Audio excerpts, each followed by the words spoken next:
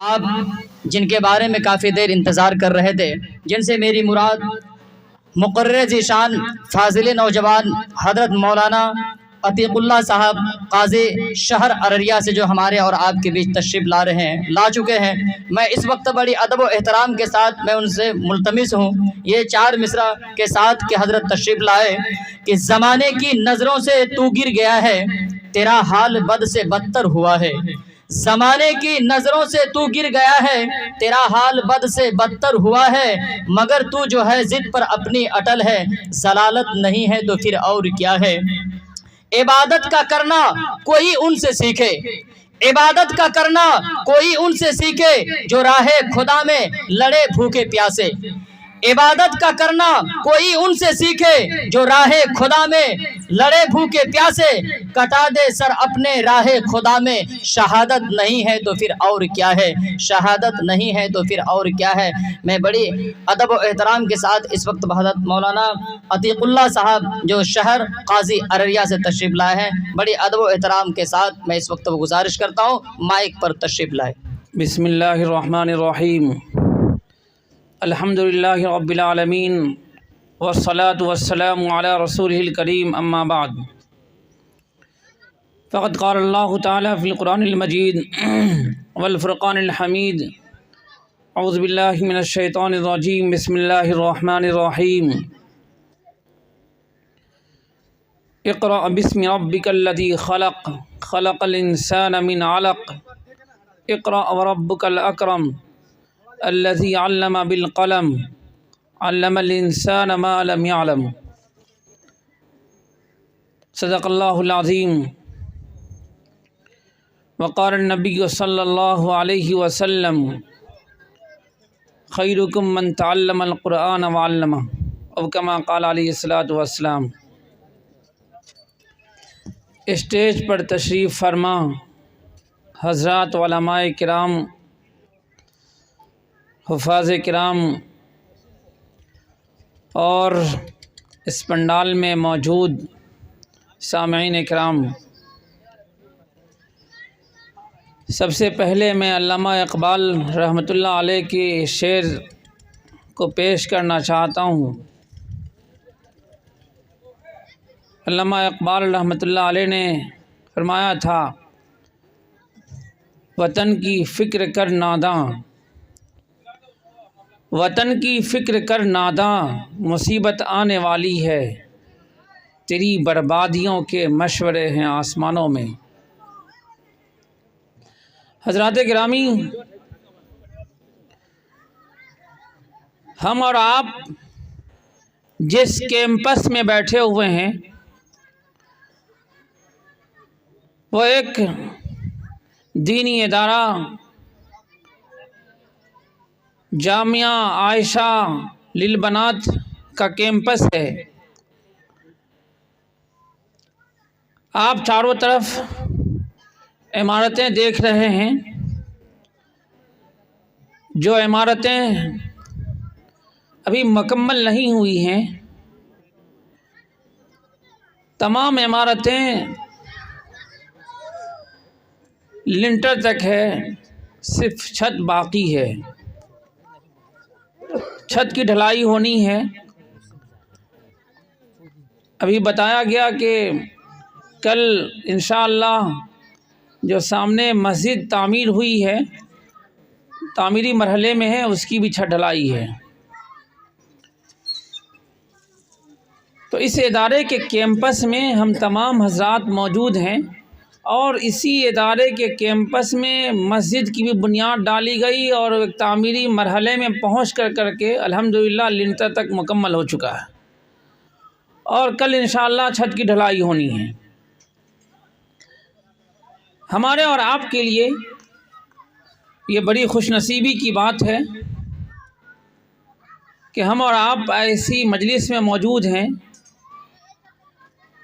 کہ جو مجلس بہت ہی بابرکت ہے۔ اس مجلس میں ہم آئے ہیں، یہ سمجھیں کہ ہمیں جو یہاں بتایا جائے گا، علماء کرام جو پیغام دیں گے، اللہ اور اللہ کے رسول کی جو باتیں سنائیں گے تو یہاں بیٹھنا ہمارے لیے باعث ثواب ہے. ہم اپنے آپ کو باعث یعنی سعادت سمجھیں. ہمیں بلایا گیا ہے اور ہم موجود ہیں. ہو سکتا ہے کہ کچھ دیر بیٹھنا یہاں پر ہمارے لیے نجات کا ذریعہ ہو جائے. آپ نے پچھلے مقرروں سے سنا تعلیم کے اوپر، خاص طور سے عورتوں کی تعلیم سے متعلق مولانا اکمل یزدانی صاحب فرما رہے تھے. شاید آپ لوگوں نے توجہ دیا کہ نہیں دیا. وہ بڑی اہم بات وہ کہہ گئے عورتوں کی تعلیم سے متعلق. انہوں نے کہا اگر ایک مرد پڑھتا ہے تو ایک فرد پڑھتا ہے، لیکن اگر ایک عورت پڑھتی ہے تو ایک خاندان پڑھتا ہے. اس کا مطلب کیا ہے؟ آپ کے ذہن میں آئے گا کہ ایک مرد پڑھ رہا ہے تو ایک ہی آدمی پڑھ رہا ہے، اور اگر ایک لڑکی ایک عورت پڑھ رہی ہے تو پورا خاندان پڑھ رہا ہے. اس کا مطلب یہ ہے اگر ایک عورت تعلیم یافتہ ہوتی ہے، اس لیے کہ عورت وہ بہن کی شکل میں ہے، بیٹی کی شکل میں ہے، بیوی کی شکل میں ہے، بہو کی شکل میں ہے. یہ تمام شکلیں ہیں. آپ جس روپ میں اس کو دیکھیں، ماں کے روپ میں ہے وہ بچوں کی تربیت کے لیے. بچوں کی تربیت کے بارے میں کہا گیا کہ ماں کی گود بچے کا پہلا مدرسہ ہے. اگر ماں تعلیم یافتہ ہوگی بچے بھی اس کے تربیت یافتہ ہوں گے، بچے بھی اس کے تعلیم یافتہ ہوں گے. لیکن اگر ماں تعلیم یافتہ نہیں ہوگی جو عورت کی شکل میں ہے تو بچے اس کے تعلیم یافتہ اور تربیت یافتہ یہ ہونا مشکل ہے. شروع سے وہ دھیان دے گی کہ ہمیں کس طرح اس کو تعلیم دینی ہے. جیسے ہی وہ پیدائش کے مرحلے سے گزر رہا بچہ، ویسے ہی اب دھیان دینا شروع کہ کھان پان کے ساتھ اب اگلا جو کھان پان ہوگا، جو اگلی تربیت ہوگی، جو پوری زندگی اس کے ساتھ ہوگی، وہ ہے تعلیم، تربیت. اگر وہاں وہ بچہ سیکھ رہا ہے ٹھیک سے، گود سے لے کر کے آنگن، معاشرہ، سماج، وہ پڑھتا، ایک بچہ پڑھا، اس کے بعد اس سے دوسرے بچے پڑھے، پھر اس کے بعد اس سے ایک نسل در نسل تعلیم کی شروعات ہو گئی. ایک ماں کی شروعات تھی. دیکھیے کہ ماں کی تربیت اچھی تھی، بچوں کو تربیت یافتہ بنایا. وہ بچہ ایک بچہ اس طرح کرتے کرتے وہ پورا خاندان اور پورا سماج اور پورا معاشرہ تعلیم یافتہ ہو گیا. ہر سماج کے مہذب ہونے کے لیے وہاں کی عورتوں کا مہذب ہونا ضروری ہے، وہاں کی عورتوں کا تعلیم یافتہ ہونا ضروری ہے. اگر عورتیں تعلیم یافتہ، شوہر بھی اسی حساب سے.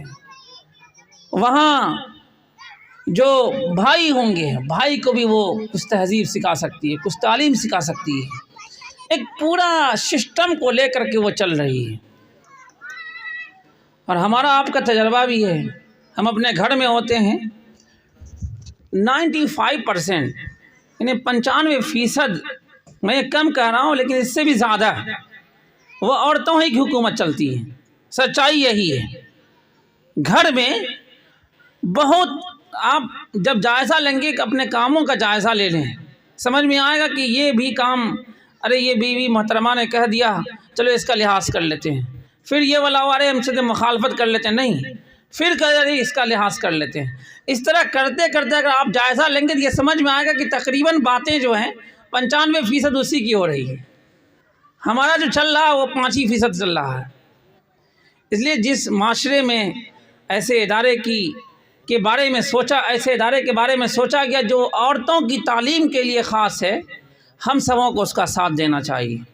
میں اس کے لیے مبارکباد پیش کرتا ہوں جناب حضرت مولانا محفوظ الرحمان ندوی صاحب کو، کہ انہوں نے سوچا کہ یہاں پر کہیں کچھ نہیں ہے، میں یہاں پر کھڑا ہوتا ہوں، اور وہ کھڑے ہوئے، آپ تمام لوگ ان کے ہاتھ بن گئے، آپ تمام لوگ اس کے دست و بازو بن گئے، آپ تمام حضرات بھی قابل مبارکباد ہیں۔ اب میں یہ امید کرتا ہوں انشاءاللہ آپ آخری دم تک اس ادارے کا ساتھ دیتے رہیں گے، اور جو بھی ان کے اس ادارے کے ذمہ دار بنیں گے، مولانا محفوظ الرحمان صاحب ابھی ہیں، اس کے بعد جو ہوں، پھر اس کے بعد جو قیامت تک آپ یہ ارادہ کر لیں، جو بھی ہماری نسلیں ہوں گی وہ تمام کے تمام اس کا ادارے کا ساتھ دے گی، سمجھے کہ اس کا یہ ثواب کا کھاتا جاری رہے گا۔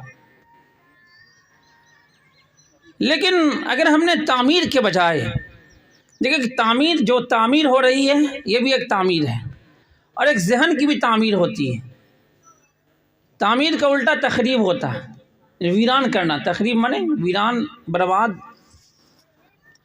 لیکن اگر ہم تعمیر کے بجائے ہم نے تعمیری سوچ کے بجائے اگر ہم نے تخریبی سوچ کر لیا، تو سمجھیے کہ قوم کا بیڑا بھی غرق ہو جائے گا، اپنا بھی بیڑا غرق ہوگا ایک نہ ایک دن۔ تعمیر کرنے والوں کو، مستری کو آپ دے دیں ایک کرنی اٹھا کر کے، تاکہ آپ کا حصہ لگ جائے۔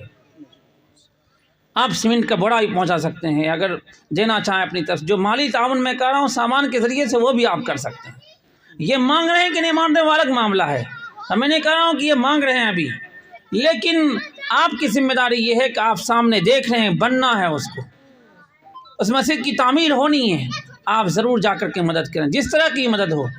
ایک دن آپ جب آئیں گے اس مسجد میں نماز پڑھنے کے لیے، آپ کو ایک قلبی مسرت ہوگی، ایک خوشی محسوس ہوگی کہ اس مسجد میں ہم نے حصہ لیا تھا، وہاں نماز پڑھنے میں، پھر آپ تعمیر میں اور اس ادارے کے تعاون میں حصہ لیں گے، جب تک یہ ادارہ باقی رہے گا، بلکہ قیامت تک کے لیے ہم دعا کریں کہ اللہ تعالیٰ یہ ادارہ قیامت تک باقی رہے، اور دن دگنی رات چگنی ترقیات سے یہ ہمکنار ہوتا رہے۔ اور اس ادارے کے جو ذمہ داران ہیں، خاص طور سے مولانا محفوظ الرحمان صاحب اور جو بھی ان کے معاونین ہیں، اور اسی طرح جو بھی اس میں تعاون کرنے والے، خصوصاً ان تمام کے لیے دعا کرتے ہیں کہ اللہ تعالیٰ تمام کو صحت و عافیت کے ساتھ لمبی عمر عطا فرمائے، تمام کو جزائے خیر عطا فرمائے۔ وآخر دعوانا الحمدللہ رب العالمین۔